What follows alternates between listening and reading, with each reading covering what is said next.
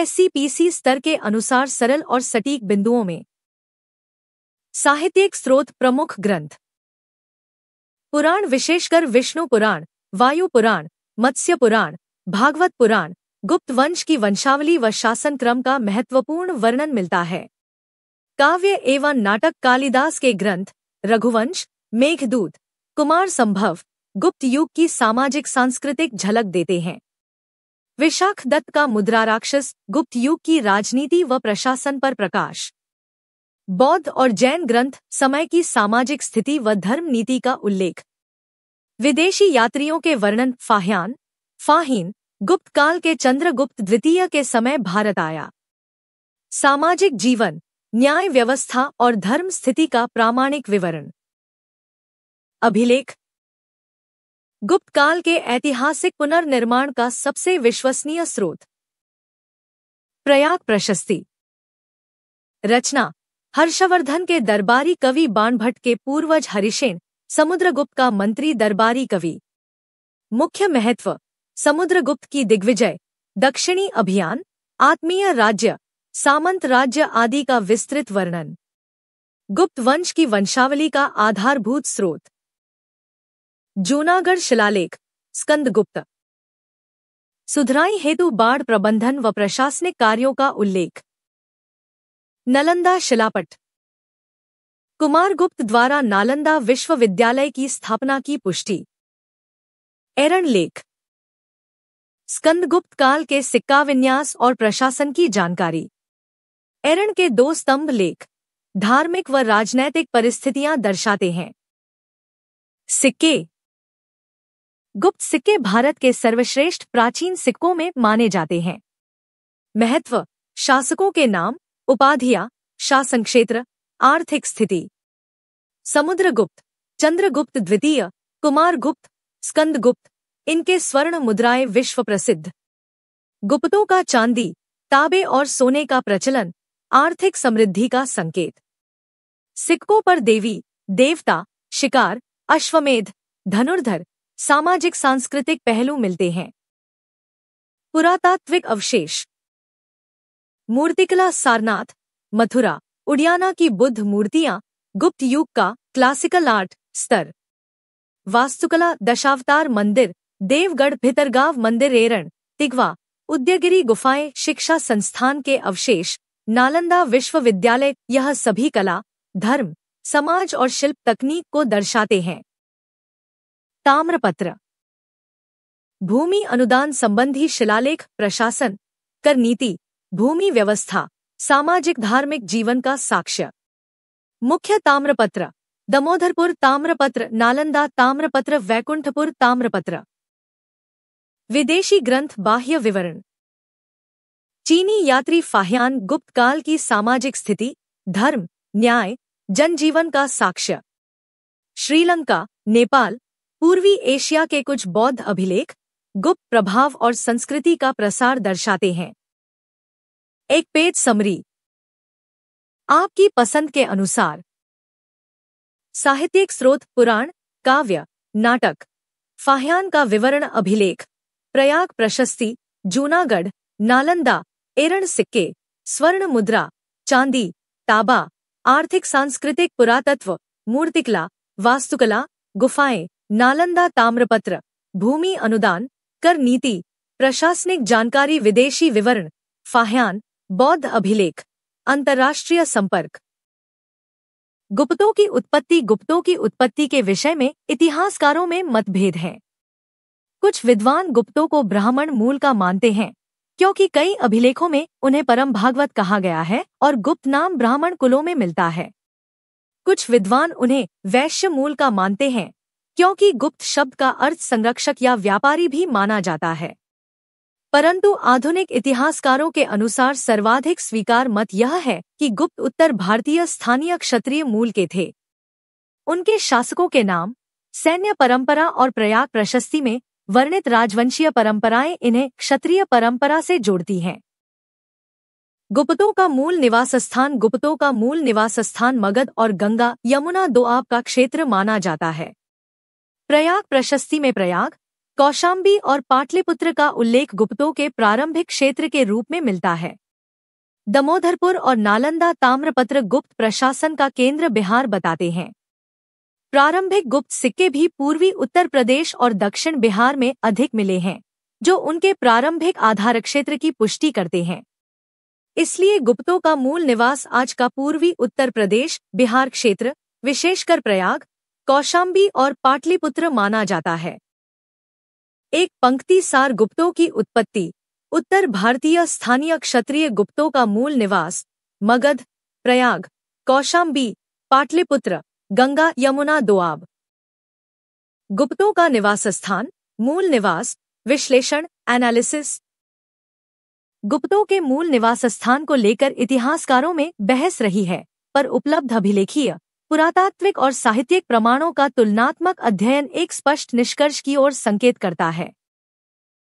भौगोलिक विश्लेषण गुप्तों के प्रारंभिक राजनीतिक क्रियाकलाप गंगा, यमुना दोआब और मगध क्षेत्र में केंद्रित थे। प्रयाग, कौशाम्बी और पाटलिपुत्र का बार बार अभिलेखों में उल्लेख इस क्षेत्र को गुप्त उदय का भूगोलिक केंद्र सिद्ध करता है। अभिलेखीय प्रमाणों का विश्लेषण प्रयाग प्रशस्ति में जिन स्थानों का वर्णन मिलता है, वे सभी गंगा तटीय क्षेत्रों में स्थित हैं। यह दर्शाता है कि गुप्तों की शक्ति का प्रारंभिक आधार क्षेत्र उत्तर भारत का मध्य गंगा क्षेत्र था। दमोदरपुर, नालंदा और वैकुंठपुर ताम्रपत्र भी यह सिद्ध करते हैं कि प्रशासनिक गतिविधियां बिहार पूर्वी उत्तर प्रदेश में ही सबसे पहले विकसित हुईं। पुरातात्विक और कला साक्ष्य गुप्त कला परंपरा की सर्वाधिक प्रगति सारनाथ, मथुरा, तिगवा, देवगढ़, भितरगांव जैसे स्थलों पर दिखाई देती है, जो गुप्तों के सांस्कृतिक और राजनीतिक प्रभाव क्षेत्र के भीतर आते हैं। इससे यह संकेत मिलता है कि गुप्तों की प्रारंभिक सत्ता मध्य गंगा घाटी तथा उससे सटे क्षेत्रों में केंद्रित थी। सिक्कों का वितरणाधारित विश्लेषण गुप्तों के सबसे प्रारंभिक सिक्के पूर्वी उत्तर प्रदेश और दक्षिण बिहार के क्षेत्रों में मिले हैं। सिक्कों की यह क्षेत्रीय एकाग्रता इस बात की पुष्टि करती है कि गुप्त अर्थव्यवस्था का केंद्र भी यही क्षेत्र था, जो उनके मूल निवास की ओर संकेत देता है। ऐतिहासिक निष्कर्ष अभिलेख, सिक्के, पुरातात्विक अवशेष तथा ऐतिहासिक भूगोल सभी इस बात को मजबूत करते हैं कि गुप्तों का मूल निवास आज का पूर्वी उत्तर प्रदेश और दक्षिण बिहार था। विशेष रूप से प्रयाग, कौशाम्बी, पाटलिपुत्र और मगध गुप्त वंश के उत्थान का वास्तविक केंद्र थे। एक पंक्ति सार गुप्तों का मूल निवास पूर्वी उत्तर प्रदेश और दक्षिण बिहार, प्रयाग, कौशाम्बी, पाटलिपुत्र, मगध। गुप्त राजवंश का प्रारंभिक इतिहास। गुप्त राजवंश का उत्थान उत्तर भारत में लगभग तीसरी शताब्दी के अंत में हुआ। यह वह समय था जब शकों, कुषाणों और सातवाहनों की शक्ति क्षीण हो चुकी थी और उत्तर भारत में एक सशक्त केंद्रीकृत सत्ता के उदय की आवश्यकता थी। इसी राजनीतिक रिक्ति को भरते हुए गुप्त वंश धीरे धीरे एक स्थानीय सत्ता से भारत के सर्वाधिक शक्तिशाली साम्राज्य के रूप में उभरा। श्रीगुप्त और घटोत्कच गुप्त वंश के सबसे प्रारंभिक ज्ञात शासक श्रीगुप्त माने जाते हैं।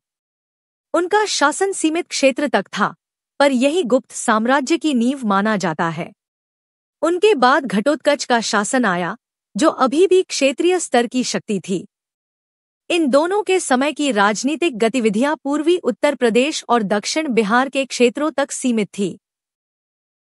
चंद्रगुप्त प्रथम गुप्त साम्राज्य का वास्तविक संस्थापक गुप्त इतिहास में वास्तविक उत्थान चंद्रगुप्त प्रथम लगभग 319 के साथ शुरू होता है। उन्होंने लिच्छवी राजकुमारी कुमारदेवी से विवाह किया, जिससे गुप्तों की राजनीतिक प्रतिष्ठा बढ़ी और गंगा घाटी के महत्वपूर्ण क्षेत्रों पर अधिकार स्थापित हुआ। चंद्रगुप्त प्रथम ने महाराजाधिराज की उपाधि ग्रहण करके साम्राज्यवादी दावेदारी को स्पष्ट किया। प्रयाग, मगध, कौशाम्बी क्षेत्र पर नियंत्रण चंद्रगुप्त प्रथम के समय गुप्त साम्राज्य का केंद्र प्रयाग, कौशाम्बी और मगध रहा।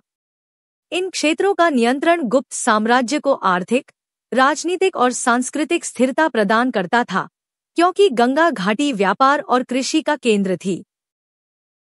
समुद्रगुप्त का उदय, साम्राज्य की नींव का विस्तार। चंद्रगुप्त प्रथम के बाद समुद्रगुप्त का शासन प्रारंभ हुआ, जिसे गुप्त काल का नायक माना जाता है। प्रयाग प्रशस्ति में उल्लेखित उनकी विजय यात्राएं दर्शाती हैं कि उन्होंने उत्तर भारत में अनेक राजाओं को परास्त किया और दक्षिण भारत में दिग्विजय अभियान चलाया। समुद्रगुप्त ने साम्राज्य को राजनीतिक, सैन्य और कूटनीतिक रूप से सुदृढ़ किया। उन्होंने प्रत्यक्ष शासन, सामंती व्यवस्था और अधीन राज्यों की नीति अपनाकर गुप्त साम्राज्य की आधारभूत संरचना तैयार की। धार्मिक और सांस्कृतिक नीति प्रारंभिक गुप्त शासक वैष्णव थे, पर धार्मिक सहिष्णुता की नीति अपनाते थे। उनके समय में बौद्ध, जैन और विभिन्न धार्मिक संप्रदायों को संरक्षण मिला। यह सांस्कृतिक सौहार्द गुप्त साम्राज्य की स्थिरता का महत्वपूर्ण कारण बना। प्रारंभिक शासन व्यवस्था गुप्त साम्राज्य के प्रारंभिक शासकों ने प्रशासन को सरल और स्थानीय आवश्यकताओं के अनुरूप बनाया। भूमि अनुदान, ताम्रपत्र व्यवस्था, स्थानीय अधिकारियों की नियुक्ति और राजस्व प्रबंधन की प्रणाली धीरे धीरे विकसित हुई, जिसका उल्लेख दमोदरपुर और नालंदा ताम्रपत्रों में मिलता है।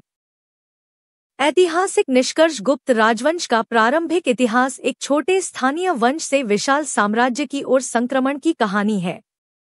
श्रीगुप्त और घटोत्कच ने आधार रखा, चंद्रगुप्त प्रथम ने राजनीतिक नींव को मजबूत किया और समुद्रगुप्त ने इसे एक व्यापक साम्राज्य के रूप में स्थापित किया। गुप्त काल की यह प्रारंभिक प्रगति आगे चलकर स्वर्ण युग की पृष्ठभूमि बनी, जिसे चंद्रगुप्त द्वितीय और उनके उत्तराधिकारियों ने चरम पर पहुंचाया। एक पंक्ति सार गुप्त साम्राज्य का प्रारंभ, श्रीगुप्त, घटोत्कच, चंद्रगुप्त प्रथम, समुद्रगुप्त, मगध और प्रयाग केंद्र, राजनीतिक उत्थान और साम्राज्य की नींव।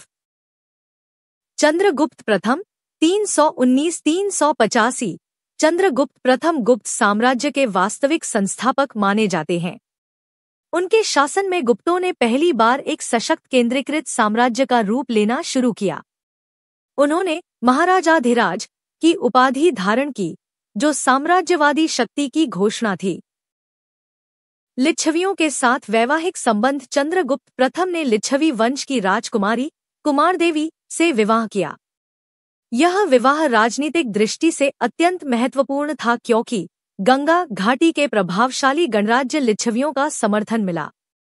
प्रयाग, वैशाली, मगध और कौशाम्बी जैसे क्षेत्रों पर गुप्तों का प्रभाव बढ़ा। गुप्त वंश की प्रतिष्ठा, सामर्थ्य और वैधानिकता में उल्लेखनीय वृद्धि हुई। विजय एवं विस्तार नीति चंद्रगुप्त प्रथम के समय गंगा, यमुना दोआब, मगध, प्रयाग और कौशाम्बी क्षेत्र गुप्त प्रशासन के केंद्र बने। उन्होंने स्थानीय राजाओं को परास्त करके एक स्थिर और शक्तिशाली गुप्त क्षेत्र का निर्माण किया। उनके शासन में गुप्त साम्राज्य का विस्तार पूर्वी उत्तर प्रदेश, बिहार और मध्य गंगा क्षेत्र तक हुआ। यद्यपि उनके अभियानों का विस्तृत वर्णन किसी अभिलेख में नहीं मिलता, परंतु सिक्कों और प्रशासनिक साक्ष्यों से गुप्त सत्ता के विस्तार की पुष्टि होती है। गुप्त संवत का प्रवर्तन चंद्रगुप्त प्रथम के समय गुप्त संवत 319-320 का आरंभ माना जाता है। यह गुप्त साम्राज्य की स्थापना का महत्वपूर्ण कालचिन्ह है। गुप्त संवत को बाद के गुप्त शासकों ने भी अपनी राज्यतिथि प्रणाली के रूप में अपनाया।